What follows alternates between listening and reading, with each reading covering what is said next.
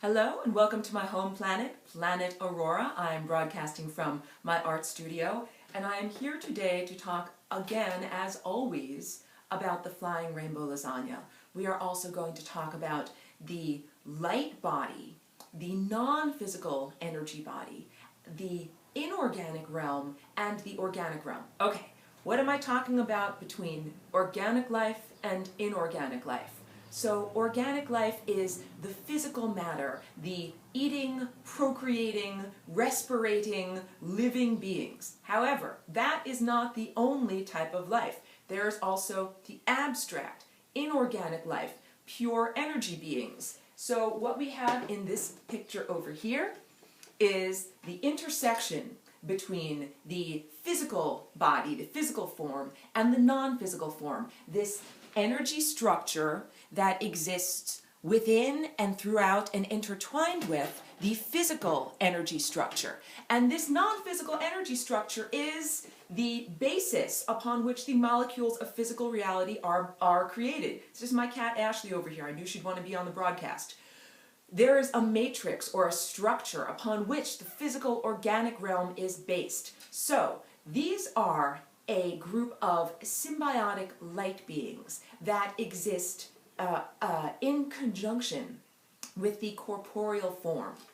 It is pro-survival to be in relationship with these non-physical, inorganic energy beings because it adds structure to the organic form.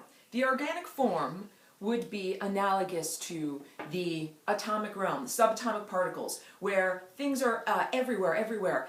There's disorganization. There's a sense of complete freedom and complete chaos and lack of structure. Let's contrast that with the world of Newtonian physics, which is the stately progression of celestial bodies as they go across the sky, very predictable, very steady, and also without the possibility for innovation or for new things to happen. So that would be analogous to the inorganic realm, the realm of pure energy. P.S. That's what these paintings are all about. These are all about the realm of pure energy. So I like to say that these paintings are not pictures of the mountain, they are views from the mountain. In terms of the mountain being up here, a mental mind state. So they are abstract views of what it looks like when one reaches into that abstract realm. Or I also like to say that I'm a representational painter of abstract objects. Back to the topic, which is that there's a great benefit to an organic life form to partner up with this inorganic, abstract intelligence that lends structure to the otherwise chaotic or disjointed or unpredictable physical organic matter. It's like saying that the abstract matrix is like a trellis and the physical organic form is like the rose that grows along that trellis, and it gives structure and stability to that. So we're talking about your mind, not just the physical molecules of your body, but also your mind. The mind without structure is all over the place, is not an effective tool. Although the mind has an amazing capacity for innovation, because again, we're talking about the realm of unpredictability, just like these subatomic particles. They could be here one minute, here the next minute, they're in a cloud. It is difficult to define exactly where they are. So different than the world of pure energy. Why is this? The world of pure energy, this is the world of all time is now. This is the world where everything has already created. It's like a book that has already been written. And then it is a question of simply following in perfect harmony or in perfect following the command of each timeline perfectly without deviation. These are the stately celestial bodies as they transit across the sky. There's a great deal there. If you're in the physical body, you are very lucky because you have an organic substance and you can partake of this creative, let's say, potential that within the organic form, there's a creative potential not only for babies making new little humans, but also for ideas, that out of that unformed unpredictability can come excellent new ideas, as opposed to the world where the book has already been written, all of the ideas have already been created, and then it's just a question of, like, say, following the recipe or following the steps as they progress. So, inorganic light beings, these energetic structures that exist in conjunction with the physical structures, they would benefit, they do benefit, by partnering with physical humans in the sense of gaining access to some of that creativity, some of that juice. And physical humans and other beings, cats, have a very great benefit in partnering with the abstract because one gains structure, the sense of guidance of not only the physical molecules of your body lining up perfectly according to the structure, creating a sense of health and well-being, but also one's mind, one's thoughts, conforming, but not in a bad type of conformity way, but conforming to this ideal, that there's a geometric ideal that exists as an abstract, separate from the mind, that can be like the trellis upon which one grows or operates one's mind. That's what this is all about. We're going to go into this briefly, and I'll do more on other broadcasts. This apparatus, right over here, this is the intersection of the crown chakra, the violet chakra, and the indigo chakra, which is the brow chakra, okay? So that is a very special little interconnected place where essentially you have your crown chakra, the connection to the divine. If you don't like the word divine, let's say to the source, to the higher organizing principle of the universe, to the higher intelligence, to the place of infinity. So I say this also, there is only one infinity. Because it contains everything, there's only one of it, and this is where each one of us connects with that infinity. So here's a beautiful notion that all of us are connected through this point because that is the point of infinity where we are all connected. A bit of a tangent. This is the brow chakra. It is the indigo chakra. It is associated with Christ consciousness, also with the mythological figure of Krishna in the Hindu tradition. It is the eye of time. I call it your library card to the universe because with this, you have access to all of the information of the universe. However, it is very important when you go into a library to read the pages in the correct order. You would not want to read page 66, then 200, then page 0, then move on to the index. That would give a very disjointed and incomplete view of the universe or the information that is being presented.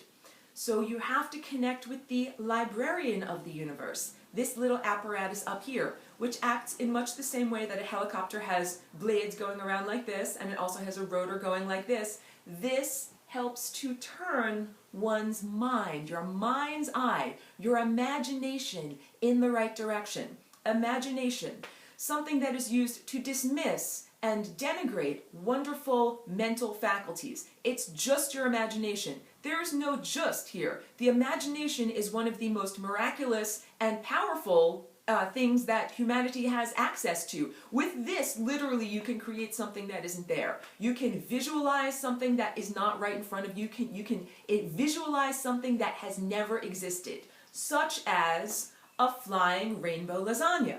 So this is my vision. This came to me from my vision, and there's a story behind it of how that came into being.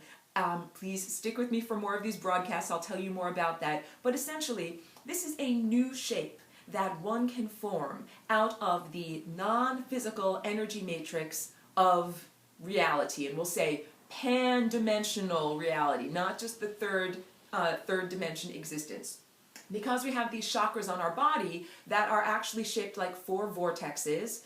This is a little bit of a chewed up sculpture, and if you can imagine, these 4 vortexes are created by dimpling the extremely stretchy fabric of the universe, this way, and this way, and then that is how we arrive at these lovely 4-lobed chakra shapes. And when I say 4 lobes, you can see, almost like the wings of a butterfly, these 4 lobes. And if you look also at this, the negative space on this sculpture, you can see these 4-lobed shapes. This is caused by nothing more than the whirling and twirling action of energy circulating amidst itself, much the same way that a tornado is formed by rotating winds.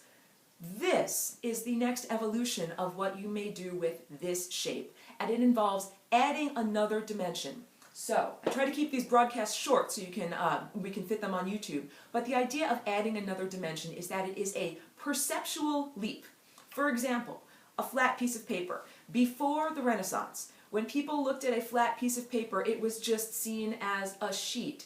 There was no depth to it. It was a major evolution in consciousness to invent perspective, so that all of a sudden when one is looking at a flat piece of paper, it is understood that one must read it or interpret it in the correct way to see that you are looking through a window.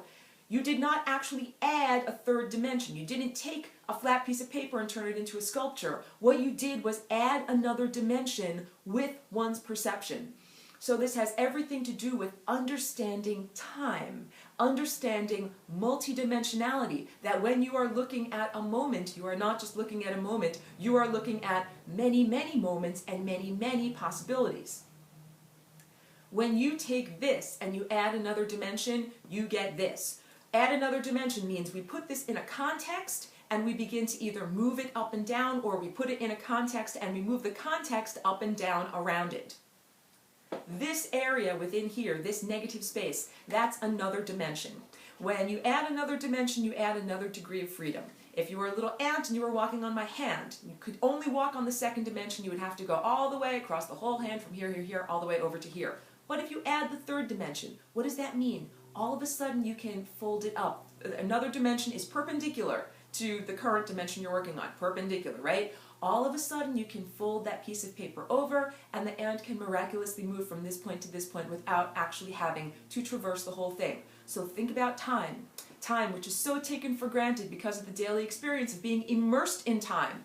You can only get from your first year of your life to your 99th year of your life by traversing all of the years in between, just like the ant walking across my hand. But when you add another dimension, you gain another degree of freedom so that you may traverse time in a different sense. And we'll also bring it to your neurons before I complete this broadcast. The idea that in your neural circuitry, it's literally like wires in a building. You have an impulse that has to travel all the way around and up to your brain, and within your brain it has to travel all the way around in a linear sense. However, when you master the flying rainbow lasagna, you master this new dimension that allows you to jump from here directly to here without having to go through the whole intervening long circuit. So it affects time, it affects your neurology, and this all happens through a change and a shift in your perspective. So we will move on with this lesson again. I thank you so much for tuning into my broadcast, and